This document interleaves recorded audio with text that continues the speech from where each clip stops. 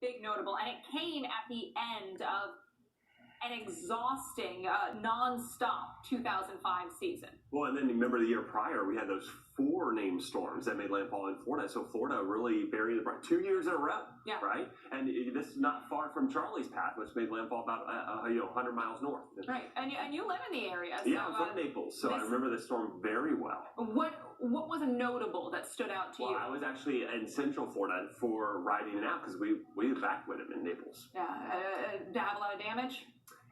Believe it or not, we actually had worse damage than Charlie just because it was a quick-moving storm. So, but Naples overall, those scenes you saw just a few seconds ago, that was Fifth Avenue, and it had completely flooded with the storm surge. Very different from Irma, just because of the way it came into the coast. Well, gosh, yeah, we know what it did to parts of the Yucatan, particularly around that area of Cancun, a big tourist destination, and they saw the effects. Here's some of the video, though, in Naples, so not completely unscathed, as you mentioned.